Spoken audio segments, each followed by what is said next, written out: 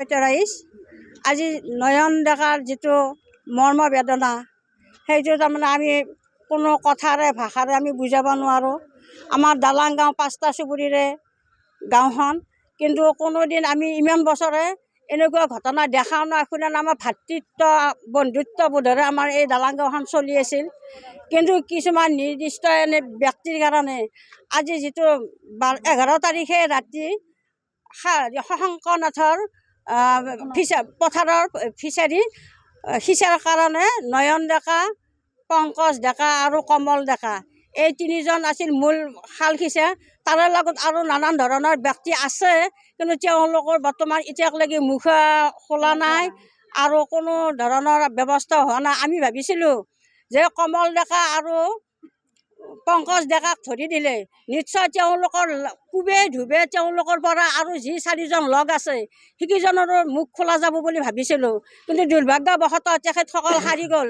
কিন্তু আমি এইটোৱে আমি দৃঢ়তাৰে ক'ব পাৰোঁ যাতে নেকি আইনৰ উৰ্ধত কোনো হ'ব নোৱাৰে। গতিকে আইনে যাতে সম্পূৰ্ণ এই নয়ন ডেকাৰ যি হত্যাকাৰী তেওঁলোকক যেন হয় ফাঁচি দিয়ে, নহয় যাৱজ্জীৱন কাৰাদণ্ড দিয়ে, আমি সেইটোৱে বিচাৰোঁ। 11 তাৰিখে ৰাতি ঘটনা ঘটিল। 12 তাৰিখে 3:30মান বজাত এমছক লৈ যোৱা হ'ল নয়ন ডেকা। এমছত নিয়াৰ পিছত তাৰপিছত এমছে ৰেফাৰ কৰি দিলে GMCত। তাৰপৰা 12 তাৰিখে নিলে, 12, 13, 14, 15 তেতিয়ালৈকে কোনো FIR মাকে দিয়া নাই। কাৰণ এইকাৰণে দিয়া নাই, ভাবিছিল যোন ব্যক্তি মাৰিছে গম পাইছে তেওঁলোকৰ পৰিয়ালে নিশ্চয় তেওঁক সহযোগ কৰিব। দুখীয়া মাতৃ ভাবিছিল কি ল'ৰাটোক চিকিৎসাৰ বাবে কিবা দিবই, কিজানি মোৰ ল'ৰাক খবৰ ল'বই, গাঁও প্ৰধানে কিজানি খবৰ ল'বই। কিন্তু আজিৰ তাৰিখক লাগি গাঁও প্ৰধানে সেই মৃত পৰিয়ালটোৰ কোনোদিন চোতাল খচা নাই, যোৱা নাই। আৰু কি কাৰণত তেওঁ যোৱা নাই আৰু তেওঁ যাই আছে ক'ত?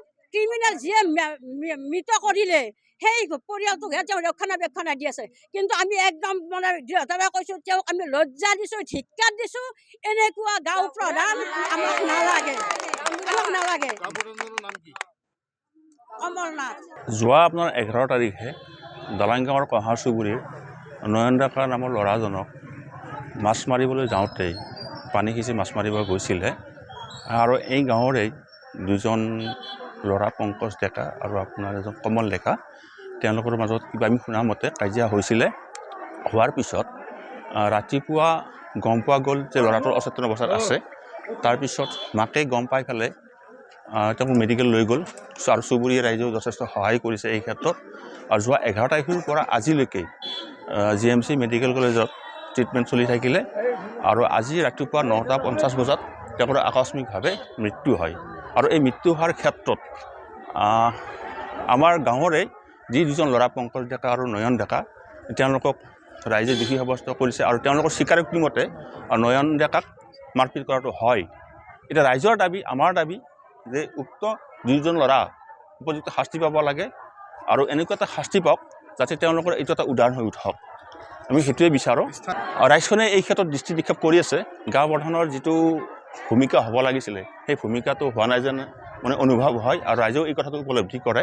গতিকে গাঁও প্ৰধানৰ এজন হ'ব লাগে, নিৰপেক্ষতা ভূমিকা ল'ব লাগে আৰু সেইটো কথা আমিও অনুভৱ কৰোঁ।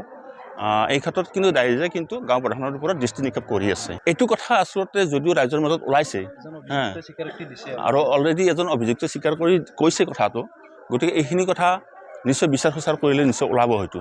গতিকে এই ক্ষেত্ৰত আপোনালোকে সংবাদ মাধ্যমেই যথেষ্ট ভূমিকা লৈছে আৰু এই ভূমিকাৰ জৰিয়তে উক্ত 2জন আসামী ভাল শাস্তি পাওক আৰু প্ৰশাসনক আমি এইটো এটা আহ্বান জনাওঁ যাতে তেনেকুৱা এটা উদাহৰণ হৈ উঠক শাস্তি পোৱাটো। আৰু দুখৰ বিষয়, এনেকুৱা ঘটনা আমাৰ গাঁৱত হোৱা নাছিলে, এইটো প্ৰথম হ'ল। তাৰ কাৰণে আমি নিজেই দুখিত আচলতে। আৰু উক্ত পৰিয়ালটো যাতে ন্যায় এটা পায় সেইটো আমি কামনা কৰোঁ। যিকোনো খবৰৰ বাবে যোগাযোগ কৰক 7099017330 লগতে 7099017110 নম্বৰত।